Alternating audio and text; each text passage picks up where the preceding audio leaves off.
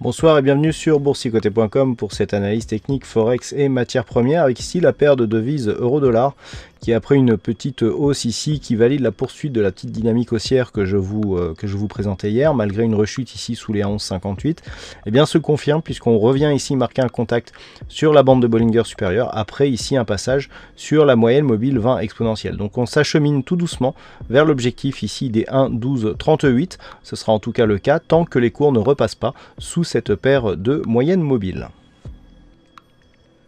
Sur la paire de devises dollariennes, on est toujours ici en attente du test de cette zone des 100.83, donc 100.83 qui a été support ici sur le Brexit, qui a été retesté d'une manière agressive ici au début du mois de juillet, avant un rebond technique ici, un retour sur ces niveaux.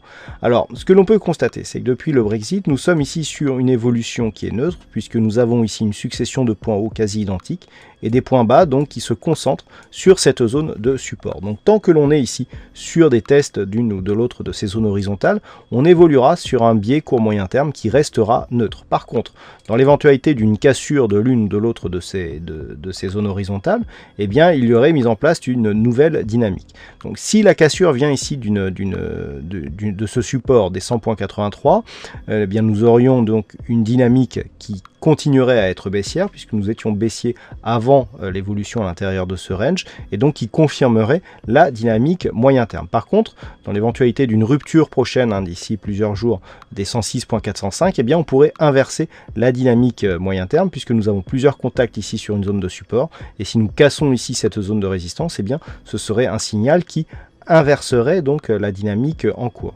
Donc pour l'instant, on reste dans l'attente de l'éventuelle cassure ici de cette zone de support. Si le support ici était cassé à la baisse, eh bien, nous ouvririons de nouveaux objectifs moyen terme en direction des 96,62 yens pour 1 dollar.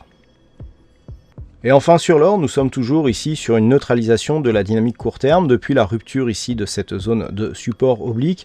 Alors lorsque l'on se rapproche, si on peut bien constater ici que les cours évoluent sous les 1354 $ l'once, la rupture ici se fait sur plusieurs contacts et on voit ici que cette zone horizontale eh bien, fait désormais office de résistance.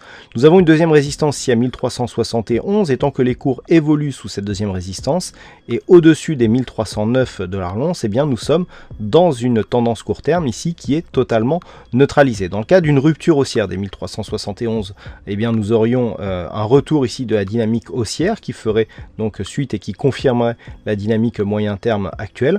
Par contre, dans le cas d'un retour ici sous 1309, eh bien nous aurions la mise en place d'une consolidation court terme. Voilà ce que l'on peut dire donc sur cette analyse technique Forex et matières premières. Passez un bon week-end, bonne chance dans vos prochains trades.